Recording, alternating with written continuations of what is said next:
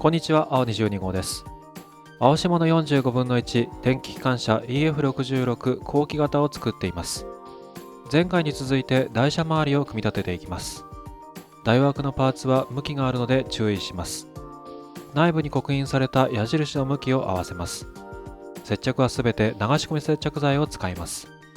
クレオスの流し込み接着剤 SP は樹脂が含まれていないタイプの接着剤なので、接着剤が多少はみ出てもほとんど跡は残りません。通常のプラモデル用接着剤は接着面を密着させるために樹脂を混ぜてあることがあります。そのような接着剤を使うと乾いた後も樹脂が残るので、なるべくはみ出さないように使わないと跡が残ります。モーターを固定するこのパーツは表と裏で形状が異なります。ですが説明書では特に指定されていません。片方は穴が大きく、もう片方は小さくなっています。ここは後でモーターを外せるようにしたいので、モーターを差し込む側に大きな穴が来るように固定します。各パーツごとにパーティングラインを消していきます。ゲート跡が残っているところも同様に消していきます。デザインナイフで金掛けをしたり、ペーパーでやするなど、状況に応じてあらゆる方法で消していきます。ただし、全てのパーティングラインを消す必要はなく、完成後それほど見えなくなるところは省略しても問題はないと思います。とはいえ、完成後に見える場所と見えなくなる場所を把握するのは今の段階では難しいので、後でサーフェイサーを塗ってから再度確認していく予定です。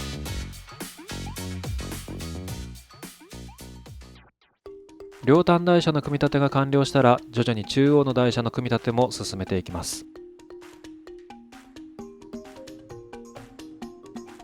モーターに取り付ける送風ダクトは形状の違いが3種類あり、それぞれ取り付ける位置が決まっていますが、車軸は後で取り外せるので、今の時点で気にする必要はありません。軸箱のカバーも形状の違いが4種類ありますが、ひとまずとにかく組み立てていきます。ブレーキシリンダーにつながるレバーは向きがあるので間違えないように注意します。ここは留め金を接着してしまうので、後で修正するのは難しくなります。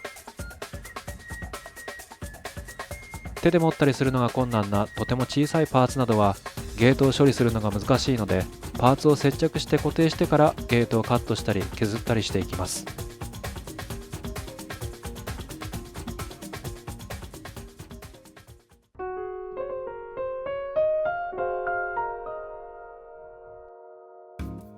ひとまず台車の組み立ては完了しました。ただし全てのパーツを接着しているのではなく、塗装のことを考えてばらせるようにしてあります。台車はほぼ全体を黒で塗装しますが、車輪や軸バネの支柱はシルバーで塗ることになっています。というわけで組み立てた台車を再びばらしていきます。まずブレーキテコからブレーキ関係を外します。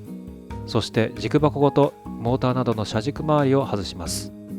最後に車軸からギアや車輪などはめてあるものを全て外します。ちなみにこのようにばらすには軸箱を外す必要があるので、台枠から軸箱が離れないようにするパーツは今の時点では接着していません。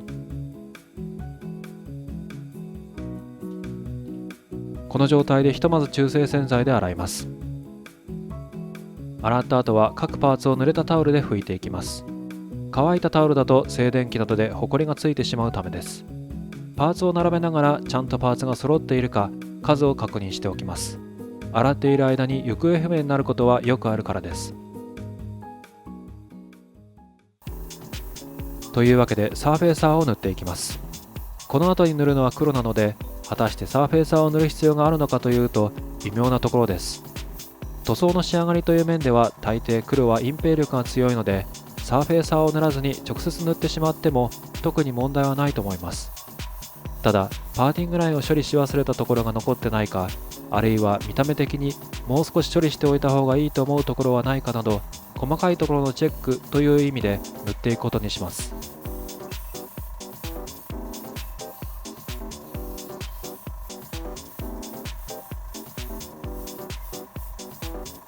パーツを保持するために両面テープで割り箸に固定して塗っていきます。固定するパーツ数は例えば12個同じパーツがある場合は4つずつにするなど、ある程度規則性を持たせて固定していくとパーツ数の把握が若干しやすくなります。これもまたパーツがなくなっていないかの確認になります。両面テープは事務用よりも強いものを使っています。台枠は固定する場所が少ないので手で持って塗り、半分塗って乾いたら後でもう半分を塗ります。このギアは完成後は全く見えなくなりますが、せっかくパーツ化されている部分なので一応金属系の色に塗り分けていく予定です。希釈率はだいたい1対2程度で塗っています。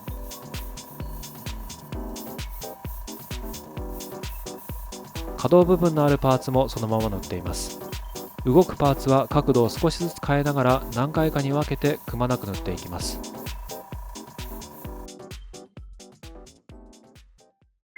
ご覧いただきありがとうございました。また次回お会いしましょう。